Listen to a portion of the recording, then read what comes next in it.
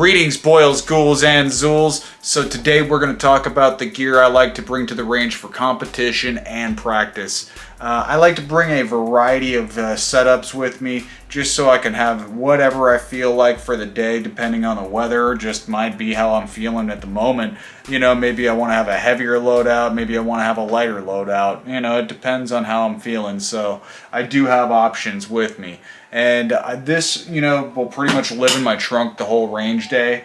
I can just pull up, pop open my trunk, have this guy open, be ready. First thing you need though when you go to the range, you gotta have something to tote your mags around in. So I use this old 50 cal can. I might use a couple of them, you know, depends how many I'm bringing, you know. Generally I'm only bringing about 10 mags and maybe about 200 rounds of ammo extra, something like that. You know, it's usually about a 500 round loadout in there. I do like to have a lot of extra ammo, you know, it's just how I like to do it. Just how I like to do it. So let's get into the fun stuff. So I'll just go through this stuff the way I like to pull up to the range and put it on.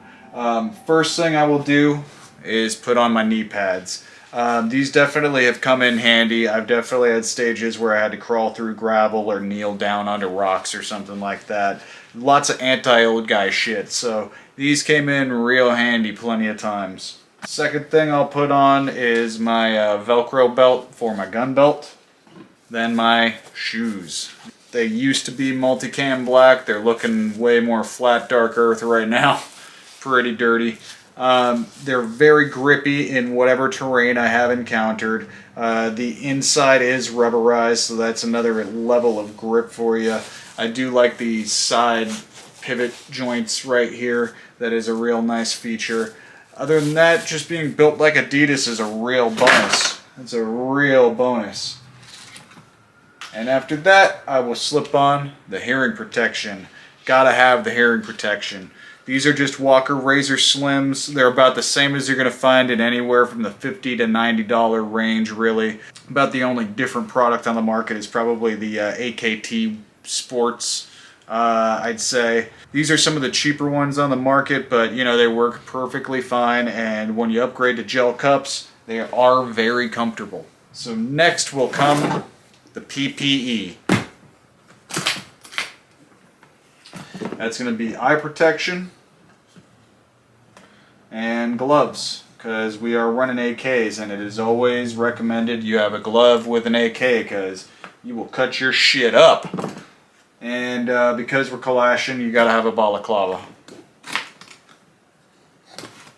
So next up, we slip on the gun belt. This is just a pretty basic Krydex gun belt that I've modified a little bit. In the holster here, we will make sure we are clear. Got a Glock 22. It's got Trijicon sights on it. Other than that, pretty basic Glock 22. It is sitting in a Safariland holster. And we got a dump pouch on the back here. And a few G codes. And sitting in here we got some chamber flags from Texas Kalashnikov. Genius idea he's got there with the PVC pipe. And the next thing I might be popping on, for a reason, this is next, the chest rig. Chest rig, I have 3 more G codes on here.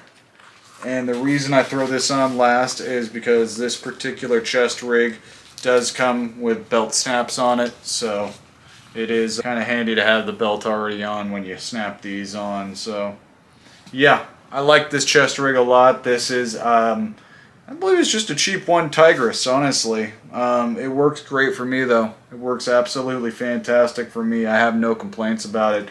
It's a full Velcro molly, so you know when you put the G codes in there, they fit really tightly in there. It's really nice. It's really nice. And it's a pretty comfortable chest rig all around.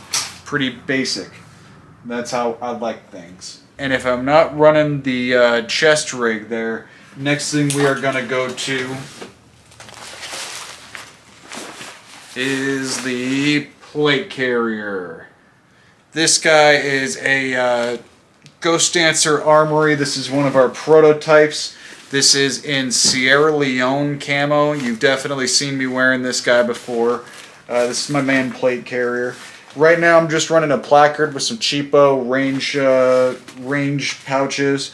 They're made for slipping the mags in real easy and popping them out real fast, and doesn't have a whole lot of retention. This works fine for the chest, works terrible for the waist. These are the mag pouches I had on when I dropped mags at a Kalash bash, so no bueno on the belt. Works perfectly fine on the chest. On the back here, just got a some random Russian bag for, yeah, some plate carrier bag. It has a space for a camelback in there. I don't have a camelback in there at the moment, but yeah, I can run one if I do so wish to. And in that carrier, I am running level 4 ceramics. Those are from either they're either Battle Steel or RMAs, to tell you the truth. I cannot remember. If I don't feel like wearing that guy, I have the backup carrier here. This is a Pero's design. This is pretty basic, bare bones plate carrier, molly back, and Kydex clip placard.